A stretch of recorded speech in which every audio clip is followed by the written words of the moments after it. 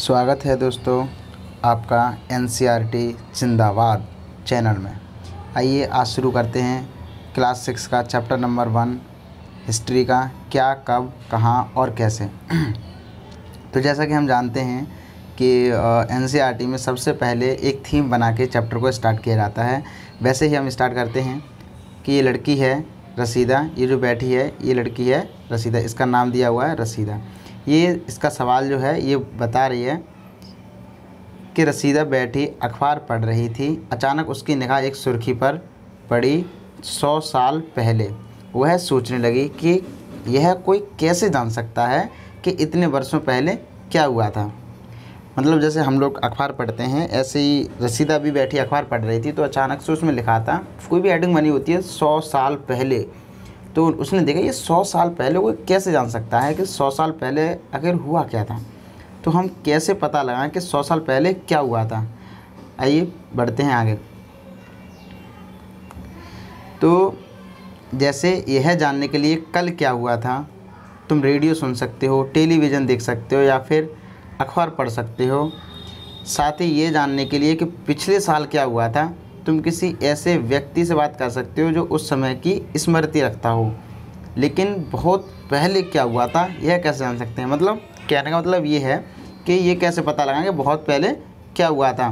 तो देखो जैसे मान लो हम सोचे कि कल क्या हुआ था, उसके लिए हम क्या कर सकते हैं, रेडियो सुन सकते हैं, न्यूज़ चैनल देख सकते हैं टीवी चला के, या फिर अखबार पढ़ सकते हैं। और अगर हमें जानना हो कि पिछले साल क्या हुआ था तो हम किसी ऐसे व्यक्ति से बात कर सकते हैं जो पिछले साल हो और उसे पिछले साल की याद हो, तो हम उससे बात कर सकते हो, बता देगा। लेकिन बहुत पहले क्या हुआ था ये कैसे जाना जा सकता है, मतलब अतीत के बारे में कैसे जाना जा सकता है। तो आइए अब बढ़ते हैं आगे कि अतीत के बारे में कैसे जान सकते हैं। अतीत के बारे में बहुत कुछ जानना जा सकता है बेटा। जैसे लोग क्या खाते थे, कैसे पता करेंगे लोग क्या खाते थे, कैसे कपड़े पहनते थे, किस तरह के घरों में रहते थे। हम आखिटकों, शिकारियों, पशुपालकों, कृषकों, शासकों, व्यापारियों, पुरोहितों, शिल्पकारों, कलाकारों, संगीतकारों या फिर वैज्ञानिकों के जीवन के बारे में जानकारियाँ हासिल कर सकते हैं। यही नहीं, हम यह भी पता कर सकते हैं कि उस समय बच्चे कौन कौन से खेल खेलते थे, कौन कौन सी कहानियाँ सुना करते थे, कौन कौन से नाटक देखा करते या फिर कौन कौन से गीत गाते थे। अब आप लोग कह रहे होंगे कि ये तो ऐसे पढ़ाते जा रहे हैं, कुछ पता नहीं रहे, तो हम बताएंगे अभी। देखो कैसे, जैसे अतीत के बारे में हम कैसे जान सकते हैं कि लोग खाते क्या क्या थे। अगर हमें ये पता पड़ जाए कि क्या क्या खाते थे तो थोड़ा उनके बारे में पता पड़ेगा।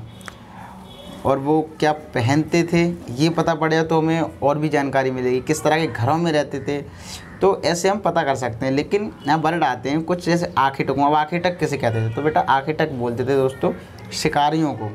पशुपालक उन्हें बोलते थे जो जानवरों को या पशुओं को पालते थे। कृषक उन्हें बोला करते थे जो कृषि किया करते थे। शासकों उन्हें बोला करते थे जो उस राज्य में शासक करते थे। राज्य या क्षेत्र जैसा भी जगह होगी वहाँ पे जो शासन करता होगा उसे शासक बोला जाता था। व्यापारियों यानी जो वस्तुओं का आदान प्रदान बेचा करते थे उन्हें व्यापारी बोला जाता है। पुरोहित ये वो ब्राह्मण होया करते थे एक प्रकार से जो अनुष्ठान किया करते थे, जो जैसे पूजा पाठ करते हैं ना, तो वही लोग पुरोहित होते थे। शिल्पकारों यानी जो हमारे यहाँ पे मिस्त्री लोग होते हैं, किसी चीज़ को बनाते हैं, वो शिल्पकार होते थे। कलाकार जो अपनी एक्टिंग वगैरह करते थे या फिर कोई भी उनमें कला होती थी। कलाकार और संगीतकार जो गाने वगैरह गाते थे वो संगीतकार होते हैं। वैज्ञानिक तो आप जानते हैं साइंटिस्ट जो किसी चीज़ का आविष्कार करते हैं। अगर उनके बारे में, उनके जीवन के बारे में जानकारी हासिल कर सकते हैं। यही नहीं, हम ये भी पता कर सकते हैं उस समय बच्चे कौन कौन से खेल खेलते थे, ये आगे हो गया। इसके बाद अब आगे क्या पता करना पड़ता है, जैसे लोग कहाँ रहते थे। मान लो अगर हमें ये पता पड़ जाए कि लोग कहाँ रहते थे तो काफ़ी सारा पता पड़ जाता है। तो ये आगे मानचित्र दिया है एक पृष्ठ 2 पर। मैं नर्मदा नदी का पता लगा, उसमें नर्मदा नदी का पता लगाना है, अभी लगाएंगे हम लोग, ये पहला ही पेज है अभी। तो कई लाख वर्षों पहले से लोग इस नदी के तट पर रह रहे हैं। कौन सी नदी के तट पर, नर्मदा नदी के तट पर रह रहे हैं। यह रहने वाले आरंभिक लोगों में से, यहाँ पर जो लोग रहते थे वो कौन से लोग थे, आरंभिक लोग। ठीक है, ये पॉइंट नोट करने का है कि नर्मदा नदी पर जो लोग रहते थे कई लाख वर्ष पहले, वो कौन से लोग थे, आरंभिक लोग। ठीक है, इनमें से कुछ कुशल संग्राहक थे। कुशल संग्राहक का मतलब इकट्ठा करने वाले थे, बहुत अच्छी तरह से किसी चीज़ को इकट्ठा कर लेते थे। जो आसपास की जंगलों की विशाल संपदा से परिचित थे। और वो लोग आसपास के जितने भी जंगल थे उसमें क्या क्या चीज़ है, कितनी अच्छी अच्छी चीज़ है, उन सब से परिचित थे। सब चीज़ के बारे में उन्हें जानकारी थी। अपने भोजन के लिए वे जड़ों, फलों, जंगलों के अन्य उत्पादों को यहीं से संग्रह किया करते थे। मतलब अब वो खाया क्या करते थे, यहाँ से ये पता पड़ रहा है कि देखो वो अपने भोजन के लिए जड़ भी खाते थे, फल भी खाया करते थे, जंगल के अन्य उत्पाद जो खाने योग्य हों उन्हें खाते भी थे और इकट्ठा भी किया करते थे। वे जानवरों का आखेट मतलब शिकार भी किया करते थे। ठीक है, ये हो गया पेज नंबर 1। अब इसने बोला था नर्मदा नदी का पता लगाओ। अब हम लगाएंगे नर्मदा नदी का पता। देखो ये है, चलो इससे पहले ये पढ़ लेते हैं उसके बाद बढ़ते हैं कि अब उत्तर पश्चिम की सुलेमान और किरथर पहाड़ियों का पता लगाओ। अब हमें उत्तर पश्चिम में सुलेमान और किरथर पहाड़ियों का भी पता लगाएंगे अभी। तो पता लगाओ इस क्षेत्र में कुछ ऐसे स्थान हैं, कौन से क्षेत्र में, सुलेमान में और किरथर में कुछ ऐसे स्थान हैं जहां लगभग 8000 वर्ष पूर्व स्त्री पुरुषों ने सबसे पहले गेहूं और जौ जैसी फसलों का उपजाना आरंभ किया था। तो यहाँ पे क्या पता पड़ रहा है, सुलेमान और किरथर पहाड़ियों में सबसे पहले स्त्री और पुरुषों ने लगभग 8000 वर्ष पूर्व गेहूं और जौ जैसी फसलों का उपजाना आरंभ किया था। ये एक क्वेश्चन बनेगा। ठीक है, उन्होंने भेड़ बकरी, गाय बैल जैसे पशुओं का पालतू बनाना शुरू किया, यानी कि उन्होंने पशुपालन भी स्टार्ट कर दिया था। उत्तर पूर्व में अब एक और चीज़ करनी है, उत्तर पूर्व में गारो और मध्य भारत में विंध्य पहाड़ियों का भी पता लगाना है। ये कुछ अन्य ऐसे क्षेत्र थे जहाँ कृषि का विकास हुआ, जहाँ कृषि का विकास हुआ, जहाँ चावल सबसे पहले उपजाया गया। वे स्थान विंध्य के उत्तर में स्थित थे। देखो जैसे क्या क्या है यहाँ पे, अब पूरा पढ़ते हैं। इस क्षेत्र में कुछ ऐसे स्थान हैं जहाँ लगभग 8000 वर्ष पूर्व स्त्री पुरुषों ने सबसे पहले गेहूं और जौ जैसी फसलों का उपजाना आरंभ किया। कहाँ पर किया, सुलेमान और किरथर पहाड़ियों में सबसे पहले लगभग 8000 वर्ष पूर्व स्त्री और पुरुषों ने सबसे पहले गेहूं और जौ जैसी फसलों का उपजाना आरंभ किया। ठीक है, मतलब सुलेमान और किरथर में क्या हुआ था, लगभग 8000 वर्ष पूर्व स्त्री और पुरुषों ने सबसे पहले गेहूं और जौ जैसी फसलों का उपजाना आरंभ किया। ठीक है, उसके बाद क्या किया, उन्हीं लोगों ने क्या किया, देखो भेड़ बकरी और गाय बैल जैसे पशुओं को पालना स्टार्ट कर दिया। फिर अब दूसरा चीज़ आती है कि अब उत्तर पूर्व में गारो तथा मध्य भारत में विंध्य पहाड़ियों का पता लगाओ। ये लगाएंगे अभी। ये कुछ अन्य ऐसे क्षेत्र थे जहाँ कृषि का विकास हुआ। कहाँ पर कृषि का विकास हुआ, गारो और मध्य भारत यानी विंध्य पहाड़ियों में। जहाँ सबसे पहले चावल उपजाया गया वे स्थान विंध्य के उत्तर में स्थित थे, यानी कि जहाँ सबसे पहले चावल उपजाया गया वे स्थान विंध्य के उत्तर में स्थित थे। ठीक है, अब चलते हैं हम नक्शे पर जो दिया गया है हमें। देखो पहले क्या दिया था उसने, क्या पता लगाना है हमको, नर्मदा नदी का पता लगाओ। ये जो है ना नर्मदा नदी का पता लगाओ। अब हम ये लगाएंगे पता, और उत्तर पश्चिम, अब मैं ये भी बताऊंगा उत्तर पश्चिम कैसे कहते हैं। ठीक है, उत्तर पूर्व कैसे कहते हैं ये भी बताएंगे कैसे होता है। ठीक है, ये भी देखो। अब सबसे पहले में लगाना है, क्या बताया था उसने, सबसे पहले नर्मदा नदी। ठीक है, सबसे पहले अब देखो इसमें, देखो बेटा जल्दी से, नर्मदा नदी किधर है, दिखी कहीं तुम्हें, कैसे दिख जाएगी, देखो ऐसे दिखेगी, ये रही नर्मदा नदी। ठीक है, अब ये कहाँ पड़ेगा, अब हम देखें तो ये तुम देखोगे पूरे भारत के बीच में है, तो हम इसे बोल सकते हैं मध्य। बीच को क्या बोलते हैं, मध्य। तो ऐसे बोलेंगे मध्य भारत, यानी मध्य भारत में है नर्मदा नदी। ठीक है, अब उसने बोला था एक और चीज़ कि तुम उत्तर पश्चिम की सुलेमान और किरथर पहाड़ियों का पता लगाओ। अब देखो हम कैसे देखते हैं उत्तर पश्चिम कैसे होता है, जैसे देखो ये हो गया उत्तर, ठीक है, और ये हो गया दक्षिण, ये हो गया पूरब, ये हो गया पश्चिम। तो देखो इसने बोला था उत्तर पश्चिम। ठीक है, तो उत्तर पश्चिम में देखो कैसे, अब उत्तर तो ये था, पश्चिम ये था, यानी इस साइड होगा कहीं, मतलब इस साइड। ठीक है, अब कैसे देखो, सुलेमान और किरथर पहाड़ियों का पता लगाओ, लगाओ ज़रा। इधर देखो किरथर, ये ना दिख रहा है किरथर, अब दिखेगा ना, अभी कहाँ से दिखेगा, अब दिखेगा। किरथर पहाड़ियाँ ये रहीं, सुलेमान पहाड़ियाँ ये रहीं। यहाँ पे सबसे पहले क्या हुआ, सबसे पहले यहाँ पे लगभग 8000 वर्ष पूर्व स्त्री और पुरुषों ने सबसे पहले गेहूं और जौ जैसी फसलों का उपजाना आरंभ किया था और भेड़ बकरी गाय जैसे पालतू पशु बनाए। ठीक है, और उत्तर पूर्व में देखो अब जैसे उत्तर ये बताया था और पूरब ये बताया था, तो उत्तर और पूर्व यानी इस साइड में कहीं होगा गारो पहाड़ियाँ। ठीक है, तो गारो पहाड़ियाँ देखो बेटा ये दिखाई दे रही हैं यहाँ पे, यानी गारो पहाड़ियों में क्या हुआ था, गारो पहाड़ियों में आप देखोगे तो सबसे पहले यहाँ कृषि का विकास हुआ था। और अगर हम देखें चावल कहाँ उपजाए गए थे सबसे पहले, तो मध्य भारत में विंध्य पहाड़ियों, यानी कि विंध्य पहाड़ियाँ कहाँ पर है, नर्मदा के उत्तर में स्थित है विंध्य पहाड़ियाँ। ठीक है, इस तरह से देख सकते हैं। अब बढ़ते हैं आगे। मानचित्र पर सिंधु तथा इसके सहायक नदियों का पता लगाने का प्रयास करो। अब चलो ये भी यहीं देख लेते हैं।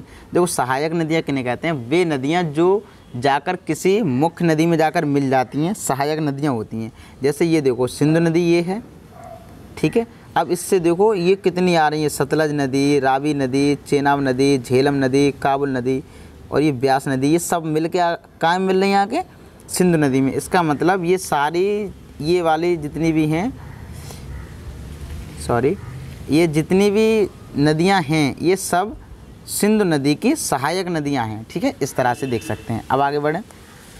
देखो ज़्यादा जूम आउट हो गया। हाँ, अब सहायक नदियां उन्हें कहते हैं जो एक बड़ी नदी में जाकर मिल जाती हैं। ठीक है बेटा, देखो यहाँ पे आ गया, सहायक नदियां उन्हें कहते हैं जो एक बड़ी नदी में मिल जाती हैं। लगभग 4700 वर्ष पूर्व इन्हीं नदियों के किनारे कुछ आरंभिक नगर फले फूले। अब देखो एक क्वेश्चन आएगा, आरंभिक नगर सबसे पहले कहाँ हुए, तो मतलब आरंभिक नगर सबसे पहले 4700 वर्ष पूर्व हुए सबसे पहली बात, और सहायक नदियों के किनारे हुए। ठीक है, ये याद रखेंगे, आगे चल के क्वेश्चन आएगा। गंगा व इसकी सहायक नदियों के किनारे समुद्र तटवर्ती इलाकों में नगरों का विकास हुआ। नगरों का विकास लगभग 250 वर्ष पूर्व हुआ, ये चीज़ भी याद रखेंगे हम। ठीक है, गंगा तथा इसकी सहायक नदी सोन का पता लगाओ। अब देखो इसमें चलो चलते हैं मैप में दोबारा, तो गंगा ये रहा। ठीक है, अब इसमें अभी बोला था इन्होंने गंगा के पूर्व में, गंगा के कहाँ गया, इसकी सहायक नदी के किनारे समुद्र तटवर्ती इलाकों में नगरों का विकास लगभग 2500 वर्ष पूर्व हुआ। यानी गंगा व इसकी सहायक नदियाँ, देखो गंगा की सहायक नदियाँ कौन कौन सी हैं, देखो ज़रा, गंगा नदी ये जा रही है। ठीक है, अब इसकी सहायक नदियाँ देखो कौन कौन सी हैं, ये रही एक सोन नदी, यमुना नदी, चंबल नदी, सब गंगा की सहायक नदियाँ हैं। ठीक है, और इधर से आ रही है ब्रह्मपुत्र नदी। यानी इन सब में क्या हुआ था, नगरों का विकास हुआ था। ठीक है, अब आगे चलते हैं।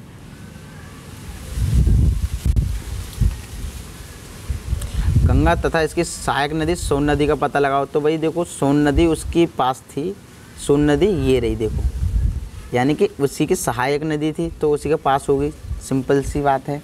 ठीक है, अब आगे चलते हैं। अब गंगा के दक्षिण में इन नदियों के आसपास का क्षेत्र प्राचीन काल में मगध, वर्तमान में जो बिहार है उस नाम से जाना जाता है। इसके शासक बहुत शक्तिशाली थे, उन्होंने एक विशाल राज्य स्थापित किया था जिसके अन्य हिस्सों में भी ऐसे राज्यों की स्थापना की गई थी। लोगों ने सदैव उपमहाद्वीप के एक हिस्से से दूसरे हिस्से तक यात्रा की है। कभी कभी हिमालय जैसे पर्वतों, पहाड़ियों, रेगिस्तानों, नदियों, समुद्रों के कारण यात्रा जोखिम भरी होती थी, फिर भी ये यात्रा उनके लिए असंभव नहीं थी। ठीक है, अतः कभी कभी लोग काम की तलाश में, तो कभी प्राकृतिक आपदाओं के कारण एक स्थान से दूसरे स्थान जाते रहते थे। धार्मिक गुरु लोगों को शिक्षा और सलाह देते हुए एक गांव से दूसरे गांव तथा एक कस्बे से दूसरे कस्बे जाया करते थे। कुछ लोग नए और रोचक स्थानों खोजने की चाह में उत्सुकतावश भी यात्रा किया करते थे। इन सभी यात्राओं से लोगों को एक दूसरे के विचारों को जानने का अवसर मिला। ठीक है बेटा, अब देखो समझते हैं इनको दोस्तों, कैसे क्या कहा इसने। देखो सबसे पहले आता गंगा तथा इसकी सहायक नदी का पता लगा, वो तो हमने लगा ही लिया। उसके बाद आया कि गंगा के दक्षिण में इन नदियों के आसपास का क्षेत्र। देखो गंगा के दक्षिण का मतलब गंगा जिस जगह है उसके जस्ट नीचे, ठीक है, उसके नीचे वाला जो भी क्षेत्र है नदियों के आसपास का क्षेत्र प्राचीन काल में मगध कहलाता था। ठीक है, अब कोई पूछे मगध क्या था तो डायरेक्ट कह दो गंगा के दक्षिण में नदियों के आसपास का क्षेत्र उस समय प्राचीन काल का मगध कहलाता था, जो अभी बिहार नाम से जाना जाता है। इसके शासक बहुत शक्तिशाली थे और उन्होंने एक विशाल राज्य स्थापित किया था। यानी कि सब विशाल राज्य उस समय किसने स्थापित किया था, तो मगध के शासकों ने किया था। ठीक है, फिर ऐसे ही विशाल राज्य और भी स्थापित होने लग गए पूरे देश में। ठीक है, अब चलते हैं। लोगों ने सदैव उपमहाद्वीप के एक हिस्से से दूसरे हिस्से तक यात्रा की है। देखो उपमहाद्वीप जैसे हमारा भारत है, तो भारत के पास जितने भी पूरा उपमहाद्वीप है जो, ठीक है ना, भारत उपमहाद्वीप के एक हिस्से से दूसरे हिस्से तक यात्रा की है लोगों ने, तो कैसे की है, कभी कभी हिमालय जैसे ऊंचे पर्वत भी आते हैं, जैसे देखा होगा हिमालय है ऊपर, पहाड़ियाँ भी आती हैं, जैसे विंध्य को पहाड़ी तो बीच में है, अगर इधर देखो कृथर सुलेमान की पहाड़ियाँ, उधर से भी कोई आएगा तो वो भी पड़ती हैं, नदियाँ भी मिलती हैं, समुद्र भी मिलते हैं, जिसके कारण जो मान लो जो लोग यात्रा करते थे उनकी यात्रा बहुत जोखिम भरी होती थी, कभी भी कुछ भी हो सकता था, है कि नहीं। तुम बताओ अगर आप जाते हो कहीं पे पहाड़ी वगैरह तो जोखिम होता कि नहीं होता है, उसी तरह से। लेकिन ये यात्रा ये नहीं कि वो मान जा कि नहीं कर रहे, कोई दिक्कत नहीं, उनके लिए असंभव नहीं था, अगर वो चाहते थे तो वो करते थे और करके रहते थे। अतः कभी लोग काम की तलाश में भी जाया करते थे, भाई और जैसे पहाड़ियों में कहाँ काम रखा और उनका गुजारा नहीं हो रहा तो काम की तलाश में जाते थे। कभी प्राकृतिक आपदाओं के कारण चले जाया करते थे, बाढ़ वगैरह आ जाती तो जाना पड़ता था, जान बचानी तो जाना पड़ेगा। कभी कभी सेनाएं दूसरे क्षेत्रों पर विजय हासिल करने के लिए भी जाया करती। कभी कभी क्या होता था, जो राजा होते थे, जो मूवियों में देखते होगे तुम, युद्ध करते हैं तो दूसरों के राज्यों में जाते हैं, है ना, तो उस तरह से भी जाया करते थे। इसके अतिरिक्त व्यापारी कभी काफिले में तो कभी जहाज़ों में अपने साथ मूल्यवान वस्तुएं लेकर एक स्थान से दूसरे स्थान जाते रहते थे। यानी कि लोग ये मान लो कि जहाज़ों में भी जाते थे, लेकिन जहाज़ों में कौन जाते थे, जहाज़ों में जाते थे वो लोग जो व्यापार करते थे, क्योंकि उनका सामान होता था उनके साथ, तो सामान भी जाना होता था ना, तो इसलिए वो लेके जाया करते थे जहाज़ों में, बहुत सारी मूल्यवान चीज़ें भी ले जाया करते थे, ठीक है। लेकिन और ये तो और लेकिन जो धार्मिक गुरु थे, जो मतलब धर्म की शिक्षा देते थे, वो सिर्फ इसलिए जाया करते थे, लोगों को शिक्षा देनी है ना, सलाह देनी है, सलाह मशवरा करना है, अच्छी अच्छी बातें बतानी, तो एक गांव से दूसरे गांव, एक कस्बे से दूसरे कस्बे, इस तरह से जाया करते थे। कुछ लोग नए और रोचक स्थानों की चाह में उत्सुकतावश चले जाया करते थे। जैसे कुछ लोग होते थे, अरे चलो नई चीज़ खोजें, जैसे वास्को डी गामा हुए, है ना, बहुत लोग थे जिन्होंने देशों की खोज की, ऐसे थोड़े ना कर लिया उन्होंने, उनमें एक उत्सुकतावश थी कि चलो भाई करेंगे, कुछ खोज करेंगे, है ना। इसलिए तो लोगों के दूसरों के विचारों को जानने का अवसर मिला। जब एक व्यक्ति दूसरी जगह जाएगा तो कहा अरे ये कौन नया व्यक्ति दिख रहा है, तो देखेगा तो उसकी बातें सुनेगा, नए नए विचार आएंगे, एक दूसरे की बात पल्ले पड़ेंगे एक दूसरे को, तो ये हो गया, ठीक है। अब देखो आता है कि आज के लोग यात्राएं क्यों करते हैं, तो फिर अब देखो कैसे भी हम लोग कह सकते हैं, ऐसे ही काम की तलाश में भी करते हैं, है कि नहीं। आज के मामले में देख लो तो काम की तलाश में भी करते हैं, गांव से लोग शहर जाते हैं, पढ़ाई के मामले में भी करते हैं, शिक्षा के लिए, ठीक है। बहुत सारे कारण हैं जो अपने मन से कर सकते हो, तुम कर सकते हो। अब बोला है एक बार फिर से मानचित्र को देखो, है ना, मतलब मानचित्र को देखने के लिए कह रहा है और बता रहा है पर्वत और समुद्र इस उपमहाद्वीप की प्राकृतिक सीमा का निर्माण करते हैं। देखो मैं बताऊं ये क्या है, मतलब प्राकृतिक सीमा का मतलब है वह सीमा जो प्राकृतिक रूप से हो। देखो एक चीज़ देखो, अगर सीमा की बात करें भारत की तो देखो इधर क्या है, ये पूरा समुद्र है इधर, ठीक है, तो इधर तो समुद्र से ही है पूरा। उसके बाद देखो इधर आ जाओ तो ये नदी हो गई ब्रह्मपुत्र नदी, इधर ये हिमालय हो गया, ठीक है, इधर देखो जो पहाड़ हो गए सिंधु नदी, है ना, ये चीज़ देखो। उसके बाद अब ऊपर आ जाओ तो ऊपर तो देखो ये है ही हिमालय का पर्वत सा पूरा, है कि नहीं। तो इसलिए वो ये बोल रहा है कि अगर भारत को देखो तो पूरा प्राकृतिक सीमा बनी हुई है, एक प्रकार से ये समझ लो लोगों ने सदैव, है ना, ये तो वो हो गया। हाँ अब देखो पर्वत और समुद्र इस उपमहाद्वीप की प्राकृतिक सीमा का निर्माण करते हैं, समझ में आ गया जो अभी दिखाया था। जिन्होंने ऐसा चाहा वे ऐसा कर सके, मतलब क्या कर सके, हालांकि लोगों के लिए इन सीमाओं को पार करना आसान नहीं था। जिन्होंने ऐसा चाहा वे ऐसा कर सके, मतलब जो प्राकृतिक सीमाएं बनी हुई हैं, पहाड़ समुद्र नदियाँ पहाड़ ये जो बने हुए हैं, बशर्ते इनको पार करना बहुत मुश्किल है, लेकिन जिन्होंने चाहा उन्होंने पार कर भी लिया इन्हें, ठीक है। वे पर्वतों की ऊंचाई को छू सके, यानी पर्वतों पर भी चढ़ सके, गहरे समुद्रों को पार भी कर सके। उपमहाद्वीप के ऊपर भी कुछ लोग यहाँ आए हैं और यहीं बस गए, मतलब कुछ लोग भी बाहर से यहाँ पर आए और वो यहीं बस गए। लोगों के इस आवागमन ने हमारे सांस्कृतिक परंपराओं को समृद्ध किया, मतलब लोगों ने यहाँ पर आए फिर गए तो मतलब हमारी संस्कृति भी थोड़ी वो हुई अच्छी, मतलब कि लोग यहाँ पे आ रहे हैं तो मतलब कुछ ना कुछ तो बात है। तो क्या कई सौ वर्ष लोग पत्थरों को तराशने संगीत रचने, मतलब कई सौ वर्षों से लोग पत्थर को तराश रहे थे, संगीत रच रहे थे, यहाँ तक कि भोजन बनाने के नए तरीक़ों के बारे में एक दूसरे विचार भी कर रहे थे, ठीक है ना। तो लोग आ रहे थे इधर से उधर, तो वही कोई मान लो शिल्पकार आ रहा था उससे तराशने की, पत्थर तराशने की, उससे वो विधि अपना ली भाई कि हाँ तुम कैसा है, कैसे बनाते हो मूर्ति, ऐसे बनाते हैं भाई, तो ला हमें भी सिखा दो, तो ऐसे सीखते रहे। कोई तो खाना बना रहा है नए तरीके से, तो उनसे खाना बनाने की चाह रखते थे, तो लोग खाना भी बनाना सीख रहे थे इस तरह से। अब बात आती है हमारे देश का नाम भारत कैसे पड़ा, है ना। तो देखो अब देखने की बात है तो अपने देश के लिए हम प्राय इंडिया शब्द यूज करते हैं ना, इंडिया, तथा भारत जैसे नामों का प्रयोग है इंडिया, प्रयोग करते हैं। इंडिया शब्द इंडस से निकला है, जिसे संस्कृत में सिंधु कहा जाता है। अगर कोई पूछे कि इंडिया का संस्कृत में क्या बोलते हैं, मतलब इंडस से क्या, इंडस को संस्कृत में क्या बोलते हैं, तो इंडस को संस्कृत में बोलते हैं सिंधु। अपने एटलस में ईरान और यूनान का पता लगाओ। अब बोला कि हम अपने नक्शे में यूनान और ईरान का पता लगाएं। लगभग 2500 वर्ष पूर्व उत्तर पश्चिम की ओर से आने वाले ईरानियों और यूनानियों ने सिंधु को हिंदोस अथवा इंदोस और इस नदी के पूर्व में स्थित भूमि क्षेत्र को इंडिया कहा। ठीक है, मतलब देखो अब कैसे पढ़ा, आप देखो लगभग 2500 वर्ष पूर्व उत्तर पश्चिम समझ रहे, मतलब ऊपर जम्मू कश्मीर साइड से और इधर पाकिस्तान साइड से, मतलब वही पूरा सुलेमान सिंधु नदी वाला जो क्षेत्र है उस तरफ से जो लोग आए वो कौन थे, ईरानी थे और यूनानी थे। इन्होंने सिंधु को हिंदोस अथवा इंदोस कहा।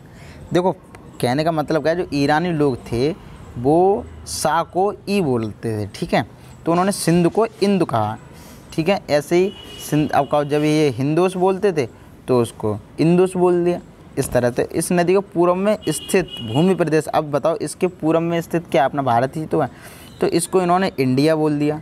इस तरह से अपना नाम इंडिया वाला, मतलब ईरानी और यूनानी आए, उन्होंने सिंधु नदी को इंदु कहा, इंदु से इंडस हुआ, इंडस से हिंदोस हुआ, ठीक है, और हिंदोस से हिंदुस्तान, यानी या मतलब हिंदुस्तान कह सकते हो या फिर ये बोल सकते, हिंदुस्तान भी यहीं से हुआ है। ठीक है, हिंदुस से हिंदुस्तान हुआ और इंदोस से इंडिया हुआ। ठीक है, अब भारत नाम का प्रयोग उत्तर पश्चिम में रहने वाले लोगों के एक समूह के लिए किया जाता था।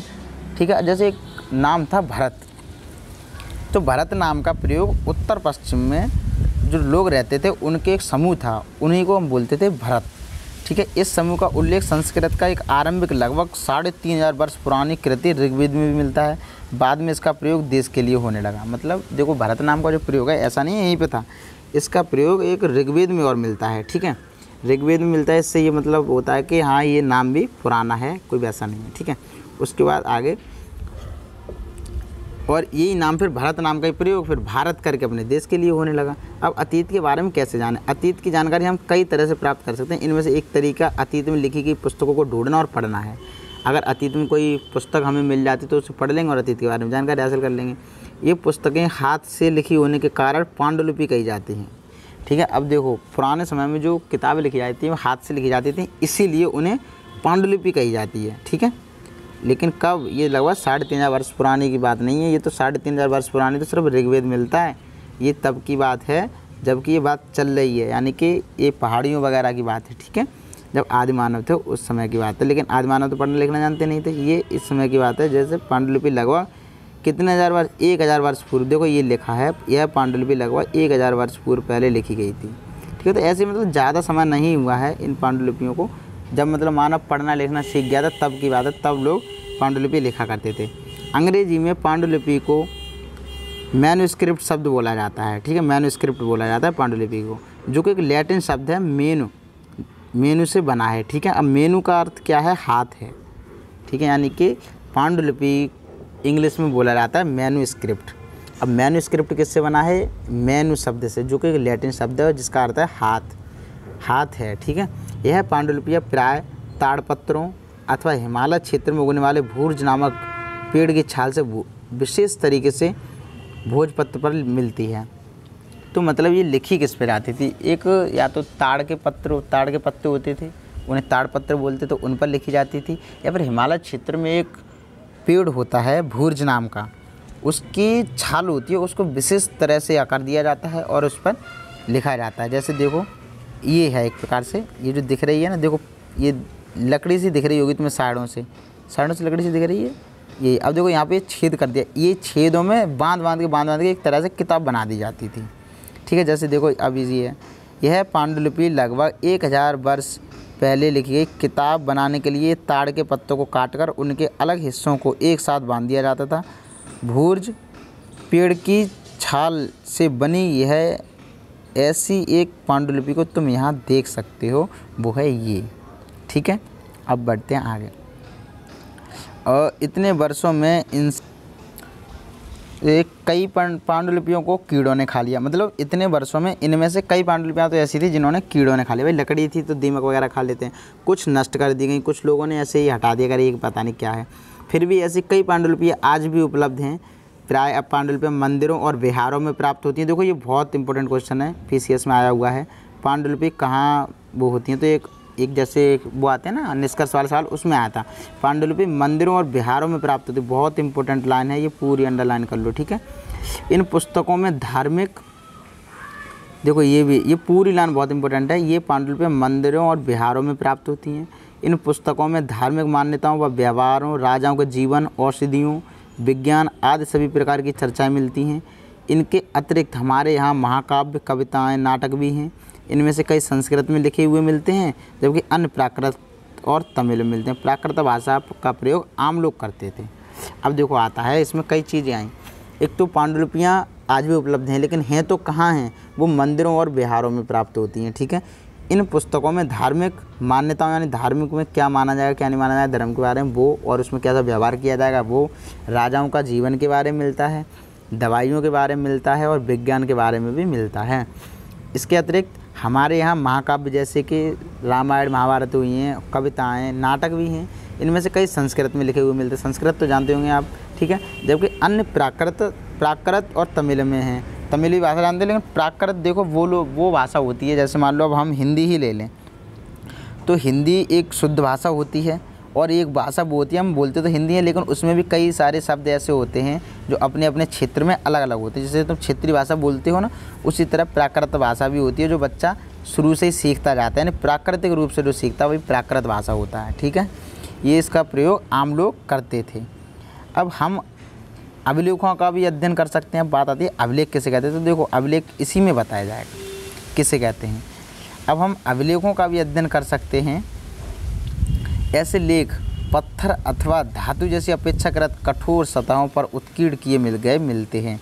आगे देखो धातु किसे कहते हैं, सॉरी अभिलेख किसे कहते हैं, तो हम अभिलेखों का भी अध्ययन कर सकते हैं। ऐसे लेख पत्थर अथवा धातु, यानी पत्थर पर लिखे होंगे या फिर धातु पर लिखे होंगे, या फिर कोई ऐसी चीज़ पर लिखे होंगे जो बहुत कठोर सतह हो उसकी, उस पर उत्कीर्ण किए गए मिलते हैं। अब शब्द आता है उत्कीर्ण क्या है, तो उत्कीर्ण का मतलब है उस पर गुदे हुए मिलते हैं, खुदे हुए मिलते हैं। कभी कभी शासक अथवा अन्य लोग अपने आदेशों को इस तरह उत्कीर्ण करवाते थे ताकि लोग उन्हें देख सकें, पढ़ सकें, उनका पालन कर सकें। कुछ अन्य प्रकार के अभिलेख भी मिलते हैं जिनमें राजा तथा रानियों सहित अन्य स्त्री पुरुषों ने भी अपने कार्यों का उत्कीर्ण करवाया है। उदाहरण के लिए प्राय शासक लड़ाइयों में अर्जित विजयों का लेखा जोखा करते थे, ठीक है। क्या तुम बता सकती हो कि कठोर सतह पर लेख लिखवाने के लाभ क्या थे, ऐसे करवाने में क्या क्या करना आती है। देखो सिंपल सी बात है, आप सोच सकते हो। इससे फ़ायदा ये था कि जल्दी बारिश आ रही तो भीगेगा नहीं, कहीं गिर जाएगा तो जल्दी नष्ट नहीं होंगे, और तुम्हारे मन में भी बहुत सारे आ रहे होंगे, ठीक है। और अपने आप ये तो देखो बच्चों वाली चीज़ें हैं, ठीक है, आप कर लोगे। तो ऐसा करवाने में कठिनाई क्या क्या आती होंगी, कठिनाई ये आती होंगी अच्छे से, मतलब हर कोई नहीं लिख पाता होगा, है कि नहीं। अब जैसे मान लो लिखने की बात हो किसी से, तो हाल कोई लिख लेगा, लेकिन इसके लिए अच्छे से चीज़ें मंगानी पड़ती होंगी। शिल्पकार होगा विशेषज्ञ, वही लिख पाएगा अच्छे से, है ना। बहुत सारी चीज़ें होती हैं, उसे ढूंढना पड़ेगा।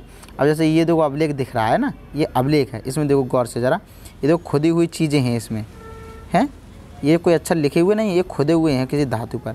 अब ये है कहाँ का, देखो लगभग 2250 वर्ष, ठीक है, लगभग 2250 वर्ष पुराना यह अभिलेख वर्तमान अफ़गानिस्तान के कंधार से प्राप्त हुआ है। यह अभिलेख अशोक नामक शासक के आदेश पर उत्कीर्ण करवाया गया था। इस शासक के विषय में तुम अध्याय 8 में पढ़ोगे। जब हम कुछ लिखते हैं तब हम किसी लिपि का प्रयोग करते हैं, जब हम लिखते हैं तो किसी न किसी लिपि का प्रयोग करते हैं, सिंपल सी बात है, ठीक है ना। लेकिन लिपियाँ अक्षरों अथवा संकेतों से बनी होती हैं, पता है। पहले तो हम कोई भी चीज़ लिखते हैं तो लिपि का प्रयोग करते हैं, लेकिन लिपि अक्षरों या संकेतों से बनी होती हैं। जब हम कुछ बोलते अथवा पढ़ते हैं तब हम एक भाषा का प्रयोग करते हैं, यानी जब हम पढ़ते हैं या बोलते हैं, जैसे हम लोग बोलते हैं कुछ भी तो वो एक भाषा है, लेकिन जब लिखते हैं तो वो एक लिपि है, ठीक है। लिखना यानी लिपि, भाषा यानी बोलना, ठीक है। इस तरह से आप याद रख सकते हैं। यह अभिलेख इस क्षेत्र में प्रयुक्त होने वाली यूनानी तथा अरामेइक नामक 2 भिन्न लिपियों तथा भाषाओं में है। अब ये वाली जो अभिलेख दिख रहा है ना, ये कौन सी भाषा में है? यूनानी तथा अरामेक, ठीक है। ये नामक दो भिन्न लिपियों में है तथा भाषाओं में है, यानी इन्हीं दो भाषाओं में है और इन्हीं दो लिपियों में है, ठीक है, ये ध्यान रखेंगे। इसके अतिरिक्त अन्य कई वस्तुएं अतीत में बनी और प्रयोग में लाई जाती हैं। ऐसी वस्तुओं का अध्ययन करने वाला पुरातत्वविद कहलाता है। मतलब अतीत की जितनी भी चीज़ें होती हैं उनकी छानबीन करना या फिर उनके बारे में अध्ययन करना कौन कहलाता है? पुरातत्वविद। इंग्लिश में से आर्कोलॉजिस्ट बोलते हैं। पुरातत्वविद पत्थर, ईंटों से बनी इमारतों के अवशेष, चित्रों तथा मूर्तियों का अध्ययन करते हैं। वे औजारों, हथियारों, बर्तनों, आभूषणों और तथा सिक्कों की प्राप्ति के लिए छानबीन तथा खुदाई भी करते हैं। मतलब जितना वर्ष होता है उनका करते जाते, कुछ ना कुछ तो मिलेगा, सिक्का, बर्तन, औजार, हथियार, कुछ तो मिलेगा, है ना। उसी से कुछ ना कुछ हम पता लगा लेंगे, ऐसे होते हैं। तो इनमें से कुछ वस्तुएं पत्थर, पकी मिट्टी तथा कुछ धातु की बनी हो सकती हैं। ऐसे तत्व कठोर तथा जल्दी नष्ट होने वाले होते हैं, ठीक है। पुरातत्वविद जानवरों, चिड़ियों तथा मछलियों की हड्डियां भी ढूंढते हैं। मतलब वो हड्डियों तक ढूंढ लेते हैं, उनसे भी कुछ ना कुछ जानकारी मिलती है, ठीक है। जैसे हम जानते हैं हड्डियों में भी कुछ ना कुछ एनडीए तक निकल आता है, डीएनए तक निकल आता है, अभी देखते हैं हम लोग, तो है ना। इससे उन्हें यह जानने में भी मदद मिलती है कि अतीत में लोग क्या खाते थे। वनस्पति के अवशेष कुछ मुश्किल से बच पाते हैं, ठीक है। यानी ये तो पता पड़ जाता है क्या खाते थे, हड्डियों से पता कर लेते हैं वो, ठीक है। लेकिन अतीत में लोग क्या क्या खाते थे ये तो हड्डियों से पता हो गया, मछलियों से पता हो गया, चिड़ियों से, जानवरों से, कुछ भी मतलब पता पड़ जाए। क्योंकि भाई मछली की हड्डियाँ होंगी तो मछली खाते थे, चिड़ियों की हड्डियाँ थी चिड़ियाँ खाते थे, जानवर की हड्डियाँ थी जानवर खाते थे, है ना। लेकिन वनस्पतियों के अवशेष बहुत मुश्किल से बच पाते हैं। यदि अन्न के दाने अथवा लकड़ी के टुकड़े जल जाते हैं तो वे जले हुए रूप में बचे रहते थे। मतलब कोई भी दाना या जौ वगैरह होता था तो वो तो नष्ट हो गया था। लेकिन जैसे मान लो कोई दाने जल गए, ज़मीन में दब गए, तो वो तो बचे रहते थे, ठीक है। उनका अवशेष मिलना लाजमी हो जाता था। क्या पुरातत्वविदों को बहुधा कपड़ों के अवशेष मिलते होंगे? हाँ, क्यों नहीं मिलते होंगे, कपड़े भी मिल जाते होंगे। तो कपड़ा गलता बहुत कम है ना। और कपड़े किस तरह के थे? तब कपास के ज़्यादा कपड़े, तो हो सकता है जल गया हो तो वो भी बच गया हो, है ना। ऐसे भी अवशेष मिल जाएगा।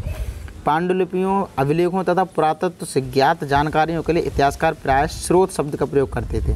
मतलब कोई बोलता था कि ये कहाँ से मिला है, तो हम ये नहीं बोलते थे वो कि कहाँ से मिला है, ये वो बोलते थे इस चीज़ का स्रोत वह स्थान है, ठीक है ना, इस तरह से बोलते थे। तो इतिहासकार उन्हें कहते हैं जो अतीत का अध्ययन करते हैं। ये आगे बता दिया था इतिहासकार किन्हें कहते हैं। इतिहासकार उन्हें कहते हैं जो अतीत का अध्ययन करते हैं। स्रोत के प्राप्त होते ही अतीत के बारे में पढ़ना बहुत रोचक हो जाता है। जैसे मान लो कुछ वो मिल जाए थोड़ा, जैसे इतिहासकार उन्हें कहते हैं जो अतीत का अध्ययन करते हैं, स्रोत के प्राप्त होते ही अतीत के बारे में पढ़ना भी बहुत रोचक हो जाता है। जैसे मान लो कोई थोड़ी सी चीज़ मिल जाए कि हाँ भाई ये है, चलो यार ये सही हुआ, ये मिल गया, अब थोड़ा आगे चल के इसके बारे में और जानकारी करो, तो थोड़ा अच्छा लगता है। क्योंकि इन स्रोतों की सहायता से हम धीरे धीरे अतीत का पुनर्निर्माण करते जाते हैं। मतलब चीज़ें मिलती जाती हैं, हम कहते हैं हाँ इसका ये करते होंगे, इसका ये करते होंगे, इसका ये करते होंगे, ऐसे करते चले जाते हैं। अतः इतिहासकार तथा पुरातत्वविद उन जासूसों की तरह हैं जो इन सभी स्रोतों का प्रयोग सुराग के रूप में अतीत को जानने का प्रयास करते हैं। मतलब एक तरह से इतिहासकार जासूस होते हैं। जैसे जासूस किसी चीज़ को लेके फिर उसी के पीछे जा जाके पूरे पीछे की जानकारी निकाल लेते हैं, इसी तरह से इतिहासकार होते हैं। कोई चीज़ मिल जाती है तो उसके जा जाके पीछे की जानकारी पूरी ले आते हैं, ठीक है। तो सेम है एक तरह से, बस ये प्रेजेंट में है, वो पहले थे, बस इतना है। लेकिन इतिहासकार हैं अभी भी वो करते रहते हैं, ठीक है। अब बात आती है अतीत के। अतीत है तो, लेकिन एक है या अनेक हैं, ये चीज़ आई अब, ठीक है। अब देखो, क्या तुमने इस पुस्तक के शीर्षक हमारे अतीत पर ध्यान दिया है? यहाँ अतीत शब्द का प्रयोग बहुवचन के रूप में किया गया है। ऐसा इस तथ्य की ओर ध्यान दिलाने के लिए किया गया। मतलब हमारा जो है अभी जो हमारा चैप्टर था अतीत, जो अपना जो किताब का जो नाम है ना, अब हमारा अतीत, तो उसका मतलब ही ये है, ये नहीं कि मतलब अतीत सिर्फ कोई एक चीज़ है।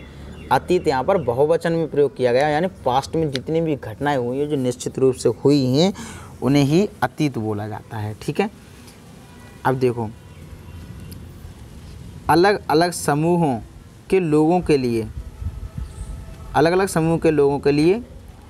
इस अतीत के अलग अलग मायने थे। उदाहरण के लिए पशुपालकों अथवा कृषकों का जीवन राजाओं तथा रानियों के जीवन से तथा व्यापारियों का जीवन शिल्पकारों के जीवन से अलग अलग था। जैसे मान लो पशुपालक देखें तो भाई कृषकों के जीवन से अलग था, राजाओं तथा रानियों के जीवन से अलग था, ठीक है ना। ऐसे कृषकों का जीवन था अलग, ऐसे ही व्यापारियों का जीवन शिल्पकारों से अलग था। जैसा कि हम देखते हैं उस समय भी देश के अलग अलग हिस्सों में लोग अलग अलग व्यवहारों और रीति रिवाजों का पालन करते होंगे। उदाहरण के लिए आज अंडमान द्वीप के लोग, अधिकांश लोग अपना भोजन मछलियाँ पकड़कर, शिकार करके अथवा फल फूल के संग्रह द्वारा प्राप्त करते हैं। इसके विपरीत शहरों में रहने वाले लोग खाद्य आपूर्ति के लिए अन्य व्यक्तियों पर निर्भर करते हैं। इस तरह के भेद आज भी विद्यमान थे। मतलब जैसे पहले था, कुछ लोग थे, मान लो जैसे राजा था तो राजा बोलता था कि भाई व्यापारियों से सामान दो, में कृषकों से बोलता था फसलें दो, तो ऐसे वो हो जाता था। लेकिन आज भी तुम देखोगे तो देखो अंडमान निकोबार है ऐसी जगह जहाँ पे लोग आज भी खुद मछली पकड़ के खाते हैं।